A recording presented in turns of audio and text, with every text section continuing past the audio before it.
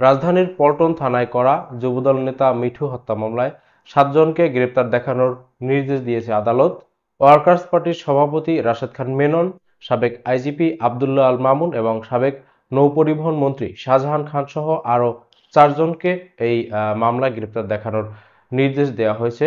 এই মামলার গ্রেপ্তার দেখানোর যে শুনানির আবেদন, সেই শুনানির আবেদনের সময় শাহজাহান খান আদালতের কাছে সময় চেয়ে তারপরে বক্তব্য দিয়েছেন বা সময় চেয়ে সেখানে আবেদন জানিয়েছেন, যেখানে তিনি আর্জি করছেন তারা খুব সম্মানী ব্যক্তি, তাদেরকে হাতকড়া যেন পরানো না হয়।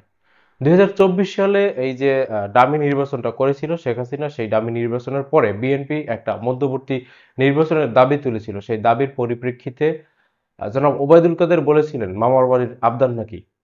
যে পন্থায় সেই নির্বাচনটা সম্পন্ন হয়েছিল, তারপরে মধ্যবর্তী নির্বাচনের দাবি তোলা যথেষ্ট যৌক্তিক। এটা মামার বাড়ির আবদারের থেকেও যৌক্তিক আবদার। তবে সেটাকে নিয়ে হাসি ঠাট্টা করছিলেন ওবায়দুল কাদের।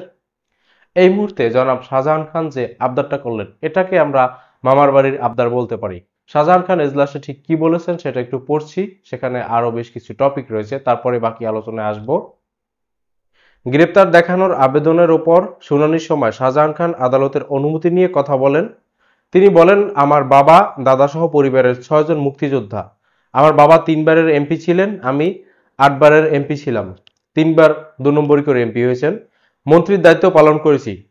তার এই মন্ত্রিত্বের দায়িত্ব পালন করার সময় নিরাপদ সড়কচাই আন্দোলনের সূচনা ঘটে। 2018 সালের 29শে জুলাই বিমানবন্দর এলাকায় সড়ক দুর্ঘটনায় শিক্ষার্থীরা মারা যান। এরপরে তিনি হাসি ঠাট্টার ছলে বলছিলেন যে ভারতের মহারাষ্ট্রে সড়ক দুর্ঘটনায় 33 জন মারা গেছে, সেখানে তো এরকম হইচই নেই। আমাদের দেশে কিছু হলেই খুব হইচই হয়। এই পরিপ্রেক্ষিতে ছাত্ররা তার পদত্যাগের দাবি তুলেছিলেন, তাকে ক্ষমা প্রার্থনা করতে বলেছিলেন। কোনোটাই তিনি করেননি, উল্টো তিনি বলেছিলেন যে পদত্যাগ কোনো সমাধান নয়। অনেকে আওয়ামী লীগ এবং বিএনপির সাথে একই ধরনের ট্যাগ যুক্ত করেন। আওয়ামী লীগ এবং বিএনপি একই ধরনের রাজনীতি করে। বিএনপি এবং আওয়ামী লীগের মধ্যে একটা পার্থক্য এখানে দেখাই। বিশ্বাসঘাতক হিসেবে বিএনপির মধ্যে যে পরিচিত হয়েছেন জনাব শাহজাহান ওমর, সেই শাহজাহান ওমর প্রথমে ভূমি মন্ত্রণালয়ের দায়িত্ব পালন করেছিলেন প্রতিমন্ত্রী হিসেবে 2001 সালের সরকার গঠনের পরে। সেখানে তার বিরুদ্ধে দুর্নীতির অভিযোগ ওঠে, সেখান থেকে তাকে পরবর্তীতে আইন প্রতিমন্ত্রী হিসেবে স্থানান্তরিত করা হয়। জনাব আলতাফ হোসেন চৌধুরী, যিনি স্বরাষ্ট্র মন্ত্রণালয়ের দায়িত্বে ছিলেন, তার দায়িত্বে থাকাকালীন সময় তিনি কোনো একটা দুর্ঘটনাকে কেন্দ্র করে বলেছিলেন আল্লাহর মাল আল্লাহ নিয়ে গেছে। সেই পরিপ্রেক্ষিতে তাকেও কিন্তু স্থানান্তর করা হয়েছিল তার মন্ত্রণালয় থেকে। ইকবাল হাসান মাহমুদ টুকু, যিনি বর্তমানে বিএনপির স্থায়ী কমিটির সদস্য, এই ভদ্রলোক বিদ্যুৎ ও জ্বালানি মন্ত্রণালয়ের দায়িত্বে ছিলেন।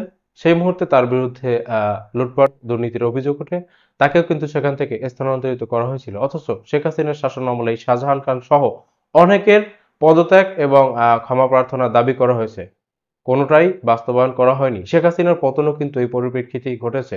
এই জুলাই অভ্যুত্থানের যে সূচনা, যেখান থেকে সূচনাটা হয় ছাত্রদের উপরে ম্যাসাকার, এরপরে বেশ কয়েকজন লোককে ক্ষমা চাইতে বলা হয়েছিল। এই ক্ষমা প্রার্থনা যদি করতেন এবং কয়েকজন মন্ত্রীকে যদি পদত্যাগে বাধ্য করতেন কিংবা কয়েকজন মন্ত্রীকে যদি বহিষ্কার করতেন, তাহলে শেখ হাসিনার হয়তো পতন ঘটতো না। নিরাপদ সড়কচাই আন্দোলনে কোমলমতি শিক্ষার্থীরা যে রাস্তায় বেরিয়েছিলেন, তাদেরকেও ছাত্রলীগ দিয়ে ঠেঙিয়েছিল এই শেখ হাসিনা, এই শাহজাহান খানেরা। বঙ্গবন্ধু হত্যা মামলা ও মানবতা বিরোধী অপরাধীদের হাতকড়া পরানো হয়নি, আমাকে যাতে হাতকড়া পরানো না হয়। এই জায়গাটা আমি আরেকবার পড়বো, তার আগে বাকিটুকু শেষ করছি। ঢাকা মহানগর দায়রা জজ আদালতের পিপি ওমর ফারুক ফারুকী শাহজাহান খানের আর্জির বিরোধিতা করে বলেন, আমরা আগে দেখেছি অনেক মন্ত্রী ও এমপিকে ডান্ডাবেরি পরিয়ে সিঁড়ি দিয়ে 7 ও 8 তলায় ওঠানো হয়েছে। ওনারা ক্ষমতায় থাকতে এটা করেছেন। ক্ষমতায় থাকলে এক কথা আর ক্ষমতা শেষ হলে আরেক কথা। হাতকড়া ও হেলমেট এগুলো নিরাপত্তার স্বার্থে পরানো হয়, পরে হাতকড়া পরানোর বিষয়ে বিচারক কোনো আদেশ দেননি। যাই হোক, যেটা বলছিলাম, যেখান থেকে আরেকবার পড়ার কথা বলছি, বঙ্গবন্ধু হত্যা মামলা ও মানবতা বিরোধী অপরাধীদের হাতকড়া পরানো হয়নি, আমাকে যাতে হাতকড়া পরানো না হয়। এটা বলছেন যে তাদের সময় তারা এরকম দুদর্শ অপরাধীদেরকেও হাতকড়া পরাননি। অথচ আমরা সচক্ষে দেখেছি পিপি যে অভিযোগগুলো করলেন, তার আমলে, তাদের আমলে বিভিন্ন এমপি মন্ত্রীদেরকে হাতকড়া ডান্ডাবেড়ি পরিয়ে 7 থেকে 8 তলা পর্যন্ত ওঠানো হয়েছে। এর থেকেও জঘন্য কথা হচ্ছে, আমরা বিগত দিনে দেখিনি কতজন বিএনপি ছাত্র দলের নেতাদেরকে দেখিনি ডান্ডাবেড়ি পরিয়ে মায়ের জানাজায়, বাবার জানাজায়, একজন যুবদল নেতা তো নিজেই জানাজা পড়াচ্ছিলেন ডান্ডাবেড়ি পরিয়ে। আজকে শাহজাহান খান এই কথা বলছেন। শাহজাহান খানের উদ্দেশ্যে আমরা একটা কথা বলে শেষ করতে পারি, সেটা হচ্ছে আমাদের কথ্য ভাষায় একটা কথা আছে না, পাপ বাপকেও ছাড়ে না। শাহজাহান খানকে আমরা বলতে পারি পাপ 8 বারের এমপি কেও ছাড়ে না।